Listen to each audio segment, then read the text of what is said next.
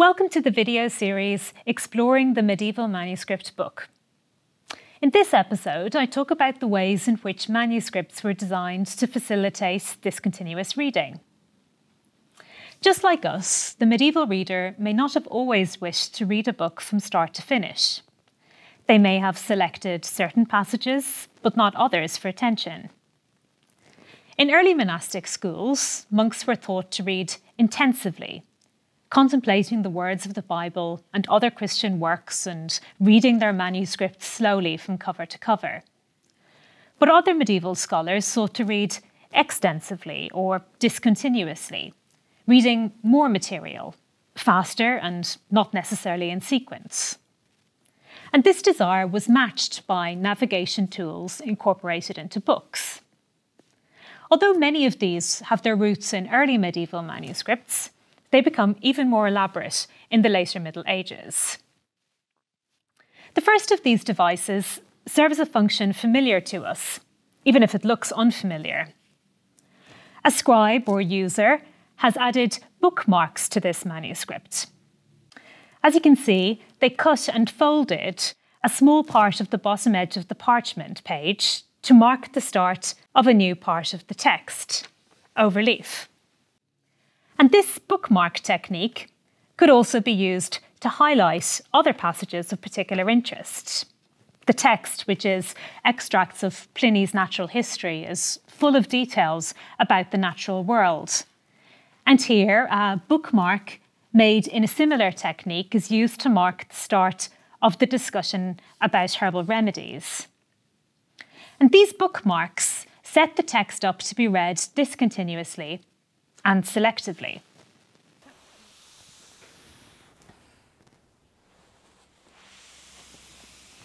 In this manuscript, a copy of Seneca's Plays, we find another familiar finding tool, that is an index. It's added here to help the reader locate passages in the plays. However, it differs from a modern index in that it is not arranged in fully alphabetical order, but only alphabetized to the first letter.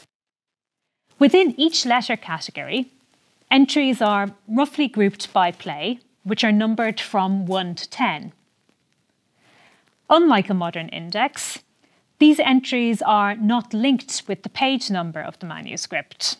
And so the information found here needed to be coupled with that provided by other navigational guides.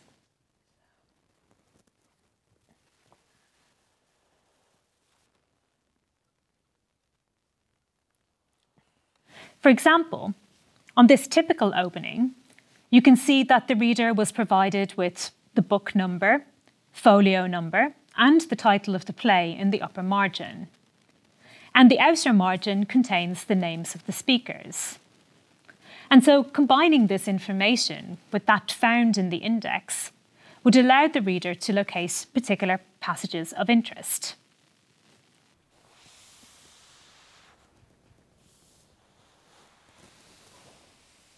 The last manuscript contains the 4 Gospels of Matthew, Mark, Luke, and John, translated into Dutch. It opens with this table that indicates the parts of the Bible, or pericopes, which were to be read on various days of the liturgical year.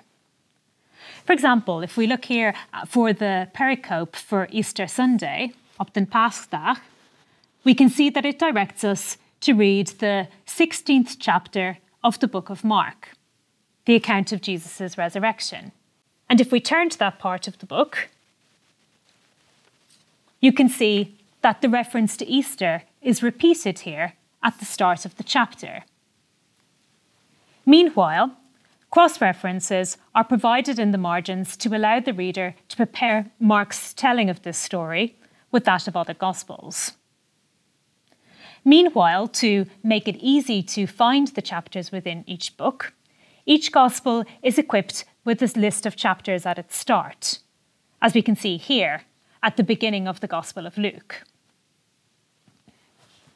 The books I've shown you in this episode were designed to be flipped through, consulted, and navigated, and were clearly planned for this purpose.